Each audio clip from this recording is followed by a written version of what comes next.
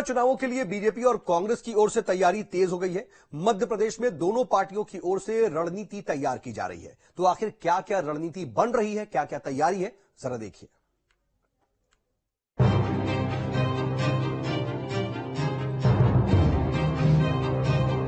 कमलनाथ जी जैसे बहुत ही आगामी लोकसभा चुनावों को लेकर मध्य प्रदेश में तैयारी तेज हो गई है। बीजेपी और कांग्रेस की ओर से रणनीति तैयार की जा रही है। इसी कड़ी में बुधवार को जबलपुर में मंत्री कैलाश विजयवर्गीय ने बीजेपी कार्यकर्ताओं और पदाधिकारियों की बैठक ली है। लोकसभा चुनाव को लेकर विधानसभाओं में बनाए गए क्लस्टर प्रभारी और पन्ना प्रमुख इस बैठक में शामिल हुए। कैलाश विजयवर्गीय ने कार्यकर्ताओं को बूथों पर फोकस करने की बात कही है।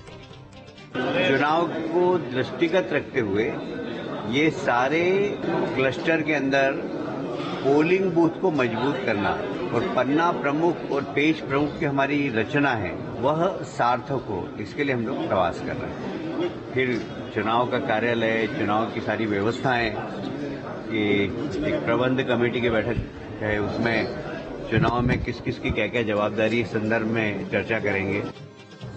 तो दूसरी ओर कांग्रेस की तैयारी भी तेज है। सूत्रों से जानकारी मिल रही है कि लोकसभा चुनाव के लिए कांग्रेस ने एमपी की 29 में से 26 लोकसभा सीटों पर नामों के पैनल तैयार कर लिए हैं। प्रदेश नेतृत्व की ओर से तैयार पैनल पर केंद्रीय चुनाव समिति की बैठक में चर्चा की जाएगी और फिर नाम फाइनल किए जाएंगे।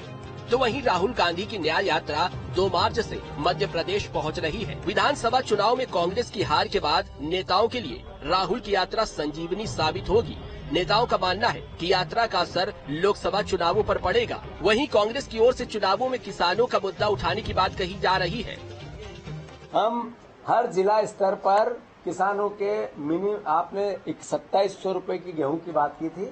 कलेक्टर को मुख्यमंत्री के नाम ज्ञापन देकर, धरना देकर हम अपना विरोध प्रदर्शन करेंगे, किसानों के हितों की आवाज उठाएंगे। आपका भाई है जीतू पटवारी और कांग्रेस का एक एक कार्यकर्ता। आपके हितों की लड़ाई लोकतंत्र में हमें आपने जो जनादेश दिया सर माथे पे है, ताकत से लड़ेंगे। ऐसे में बीजेपी और कांग्रेस दोनों पार्टियों की ओर से तैयारियां तेज है। बीजेपी जहां सभी 29 सीटों को जीतने का दावा कर रही है, तो कांग्रेस की ओर से बीजेपी को चुनौती देने की बात कही जा रही है। ऐसे में देखना होगा जनता क्या तय करती है। Team news state.